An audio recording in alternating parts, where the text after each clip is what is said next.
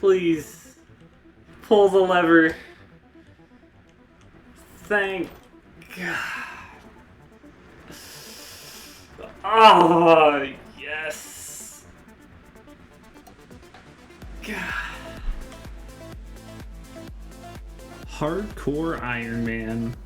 This is the hardest challenge in Lethal Company. To complete it, you need to spend an entire quota on every moon in order, and complete quota 11. For comparison, in a standard speedrun, the highest quota players have to complete is one less at quota 10. Players in there also aren't forced to play the worst moons to complete 10 quota, unlike in Hardcore Iron Man. In fact, because of the difficulty in finding enough scrap during the run, it's the only speedrun category that's comparable to high quota, as you need to stay pretty late each day to even have a chance to complete. Naturally, the longer you stay each day, the more enemies that will spawn, and your chances of dying will go up rapidly. The challenge of Hardcore Iron Man was first created over a year ago, and since its creation, only 2 other players have completed a run on version 50 or higher.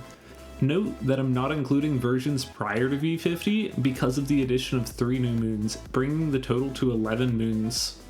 The first ever run that was completed was on version 62, and there are good reasons for that. V62 was the first version where the new mineshaft spawns an additional 6 items inside, and it has a higher chance for single item days than later versions. The other completed run was on version 72, which as of right now is the current version of the game. For me personally, I don't like the RNG aspects of SIDS in version 60 and above, and I'm also more used to older versions just due to speedrunning other categories. So, I decided to do all of my attempts on version 50.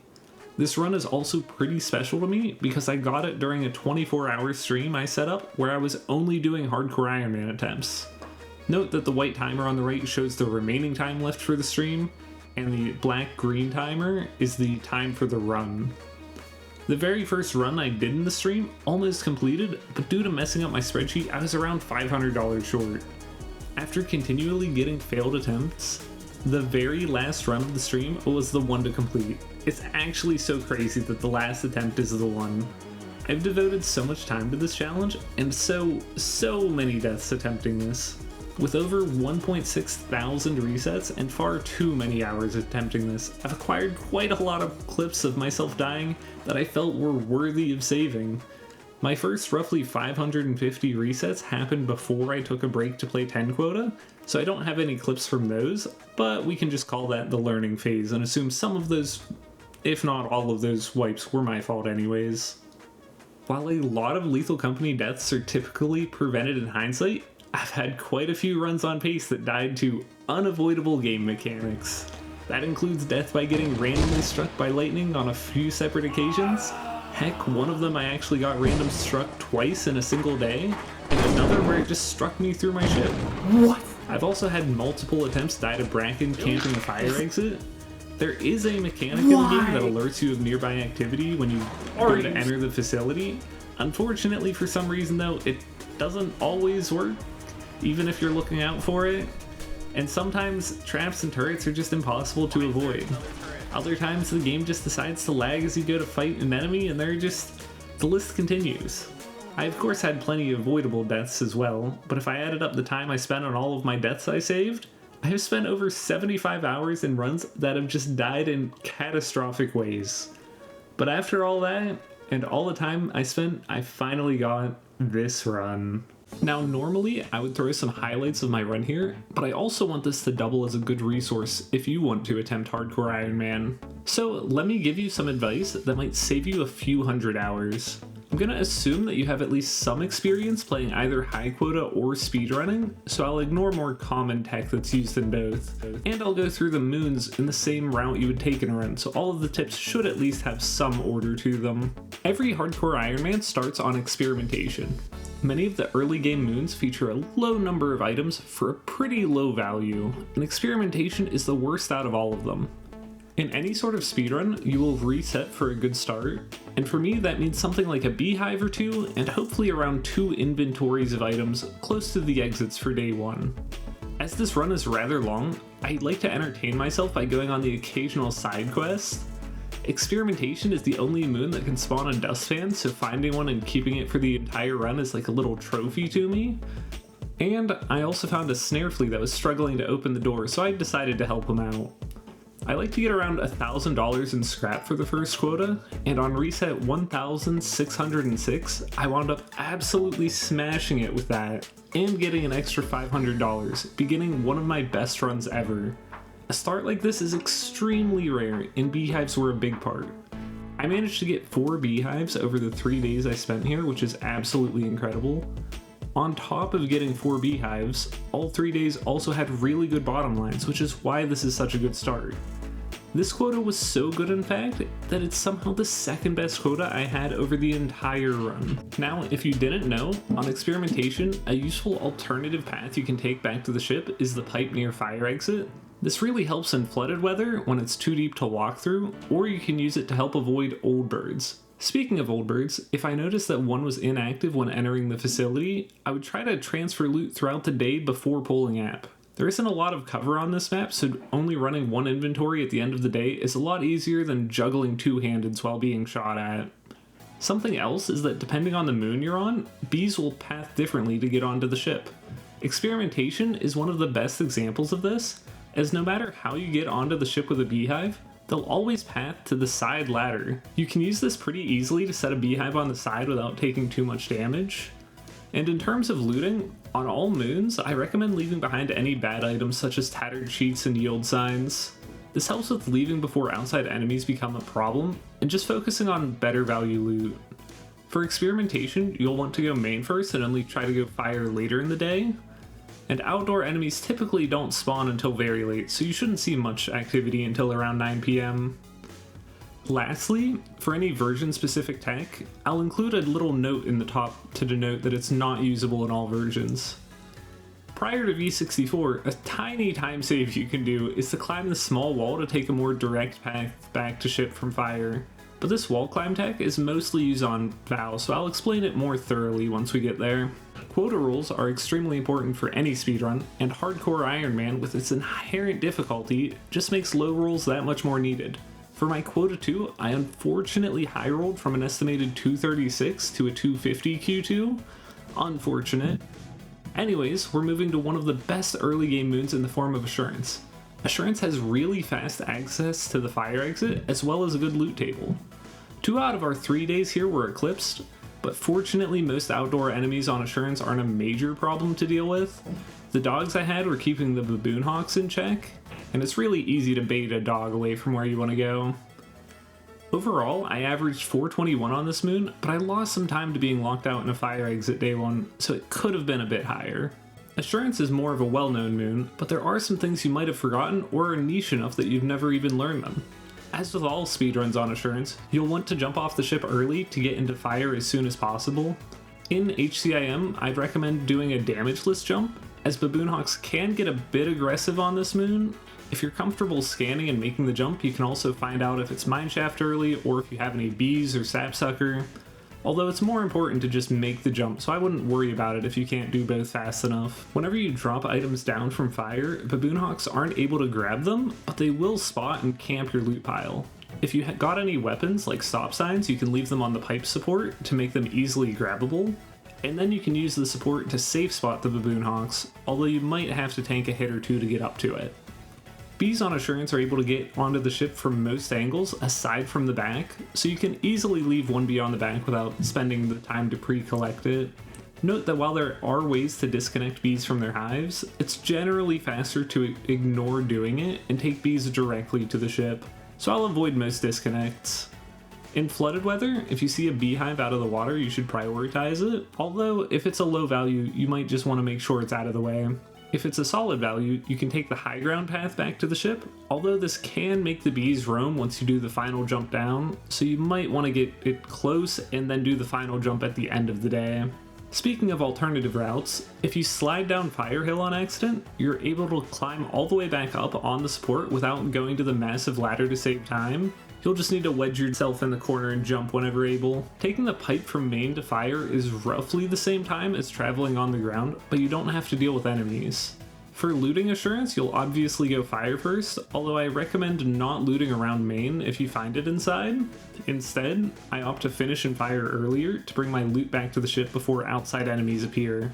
Then, once I finish bringing items back, I'll go main with any extra time I have. Moving on to Vow, we get one of the most dangerous early game moons.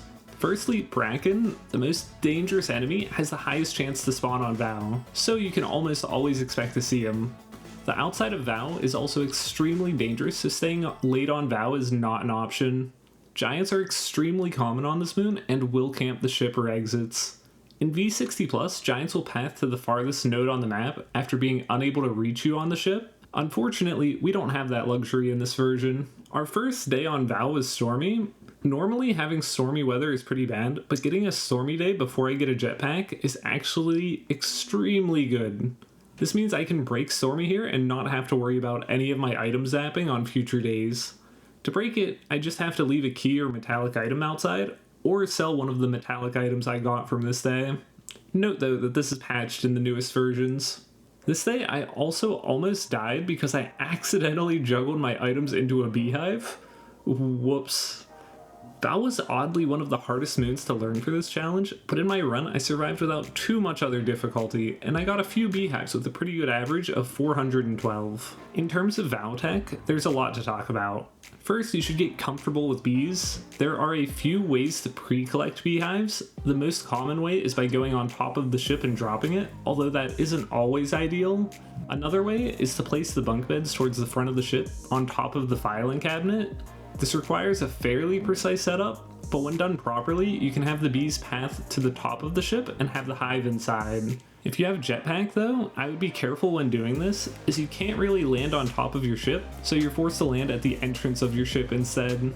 Personally, I would only use pre-collecting whenever I had 3 or more hives, as grabbing a hive during takeoff isn't that difficult. Whenever returning with items, you can put them inside of certain trees.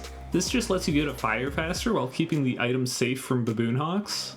Here are a few of the trees you can use. There's definitely more, but these are the more relevant ones. Speaking of fire, this is one of the first places that has many alternative routes you can take. Something you can do in all versions is to purchase an extension ladder and go directly up the side of the hill with items. But this isn't really that great, as whenever you're done bringing items up the hill, you'll still have to go around to save the extension ladder. Another option you have is to oversell for a jet, but overselling for a jetpack isn't really ideal, and you'd have to leave behind any two-handeds. By far the best option is to straight up just climb the bridge, but you can only do that prior to V64. You can also use the bridge climb to detach bees and make them roam at the end of the day for an easy hive. In my opinion, the coolest part of the bridge climb is that you can use it to evade giants. While some people know about climbing the wall to avoid giants, something I've never heard mentioned is that if you stand roughly halfway up the wall, the giant will path below you but not be able to grab you. It will then turn around and lose sight of you if you've done it properly. It also works with multiple giants, as I can stand on the wall to get both to de-aggro at roughly the same time. In versions higher than 64, the only areas of the map that are safe from giants are the ship and inside the facility. But in versions with the bridge climb, as long as you can get to pit, you can pretty easily survive giants. In terms of layouts, if it's not mineshaft, I recommend going main until you just have maze to explore, and then head to fire. If it is mineshaft, just head straight to fire and bring a key if you have any. Offense is another dangerous early game moon. Unlike Vow, all of the danger of offense is inside the facility. That's due to a pipe outside that you can walk on that leads from fire almost all the way to the ship, making outdoor transfers very safe. If that wasn't enough, offense is the first moon where we can afford a jetpack without too much oversell. In V50, you likely won't even need oversell, as the jetpack's $200 cheaper. Thumpers and coil heads are common here, and both can easily catch you off guard. On my second day, I had not just one, but 2 thumpers catch me off guard. Honestly, I'm pretty lucky the second one didn't kill me, but we managed to survive. We also had a dog and some baboons near my ship, but with jetpack it's really not an issue.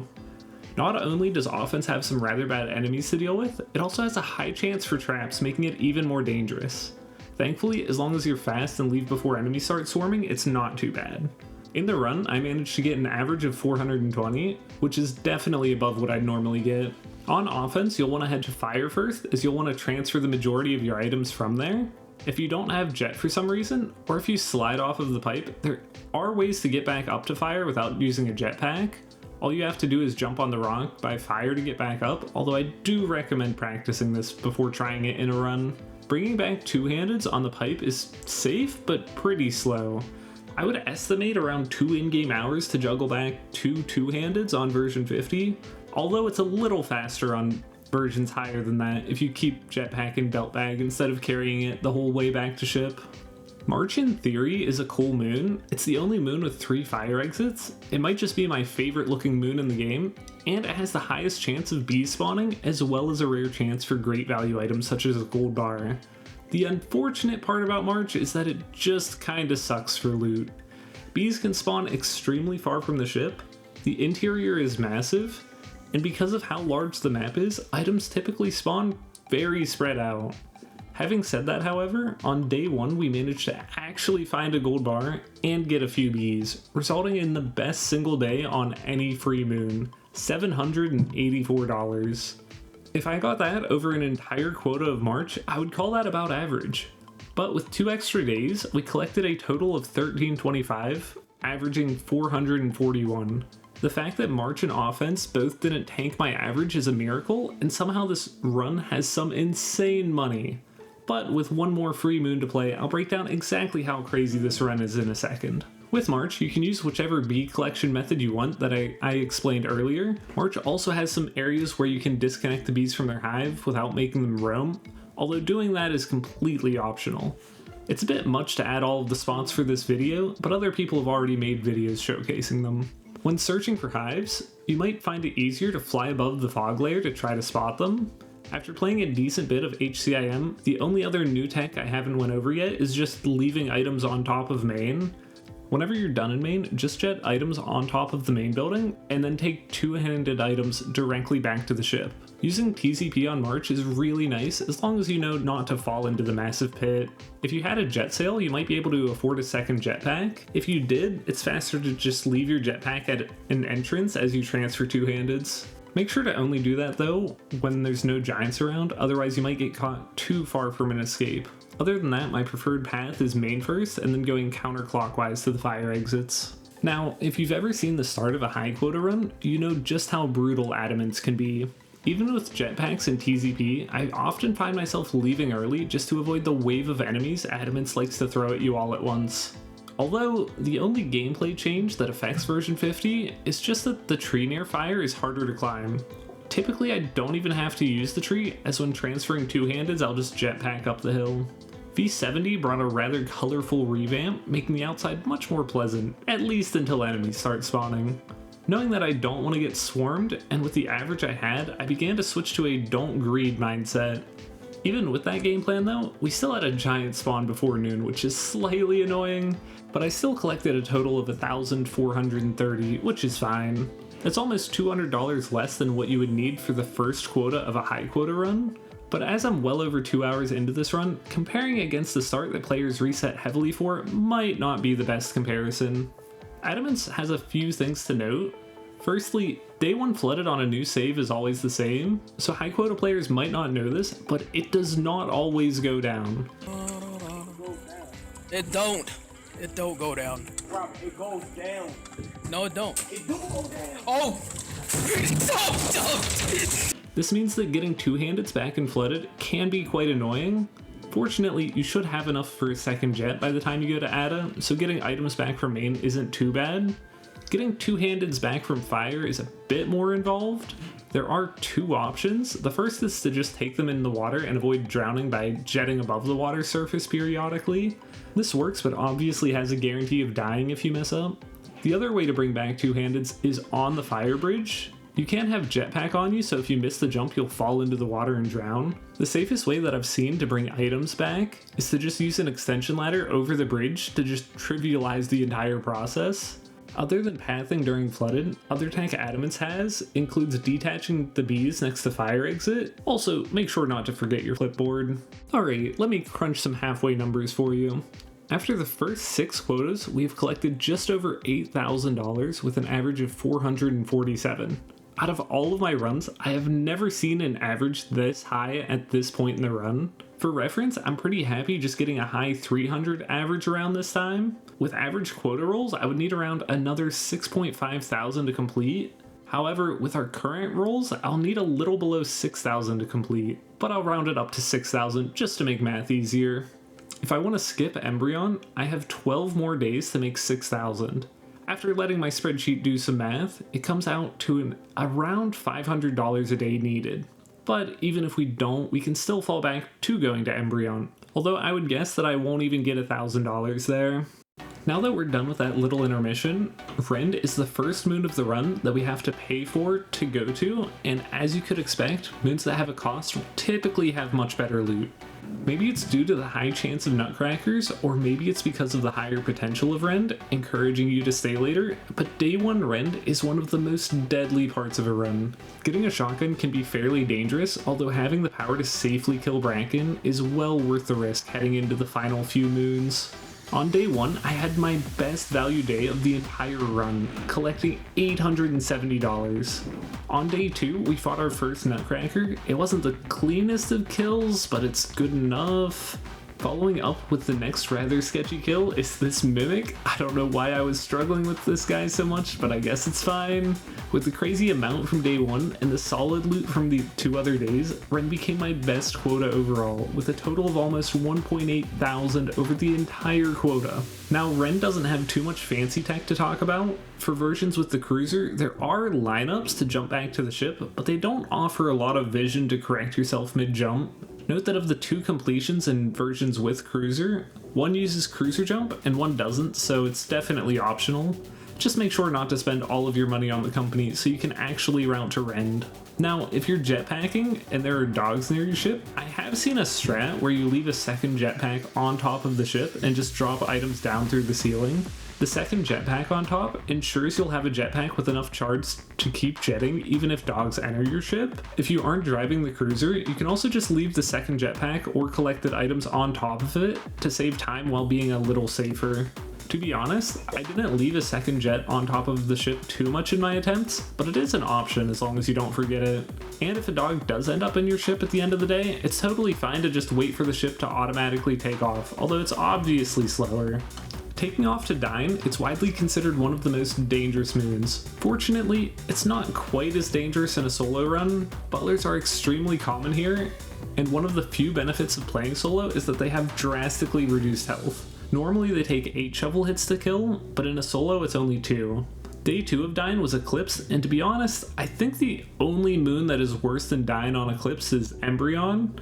We wound up still collecting a bit of scrap, but I left really early due to worries about getting swarmed by butlers.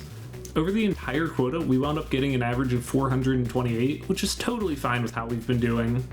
Similar to Rend, for Dine, I don't really have too many tips. You're obviously going to get a lot of butlers, but as they only take 2 hits to kill in solo, it's not so bad. You can also just use a knife if you're lower health. Just prioritize looting quickly before they start swarming you, and try to avoid as much damage as possible. Once a couple of them spawn, just pop them and head to the other exit. There are also a few possible cruiser jumps here, but again they're optional. This version of Dine isn't too different from the current version, although the fire exit and main entrance were swapped to make the main entrance closer to the ship, but I like going to the building first and then the standalone entrance afterwards. Next up is Titan. In most other speedrunning categories, Titan is home. It's the fastest moon to transfer items on, and generally has plenty of loot nearby. One safety precaution I'll do on Titan is that I'll use an extension ladder to drop items really close to my ship. That makes my life a little easier if a giant does decide to spawn. Most speedruns, however, are done on version 40, which doesn't have any traps on Titan or mimics. Mimics in particular can be rather unpredictable whenever they path up and down ladders. Basically, what I'm trying to say is Titan is a lot more dangerous than what I'm used to. Fortunately in our run, the traps and turrets weren't too bad, but we did have a mimic roam outside. I dropped down and jetted back up to the entrance where there's a lot of space to fight him, but instead of fighting the mimic, we got to see one of the rarest things in the game. While waiting for this guy to path back to the top of the ladder, Zeus himself decided that he had seen enough and threw some lightning at him. Unfortunately he missed, but then proceeded to drop the double tap random strike on him to make sure he wasn't living. If me and that Mimic were in opposite spots right now, I would be raging. But after dealing with one Mimic, 2 more decided to say hello on day 2. And just to make sure I got the full Titan experience, we got an 8 AM Thumper on the final day. Even with all of that though, I still collected 1.5 thousand. Also during this quota, my 24-hour timer finished, meaning this was the last run I would be attempting for quite a while. Like all moons where giants are common, versions 50 and 56 require leaving early. With giants not getting sent away from the ship, you're forced to either leave early or hope the giant doesn't turn around. The main tech to know here are all the different drop spots. The 2 main ones are just dropping items in the corner and having them fall all the way down to the moon's surface. And alternatively, you can use the extension ladder to drop items closer to the ship. In hindsight, I think the best way to play is to use the faster drop spot and bring items into the ship around 12:30 or 1, and then jetpack up to loot more. And then whenever it's later, use the ladder drop spot later in the day to just have the items really close to the ship.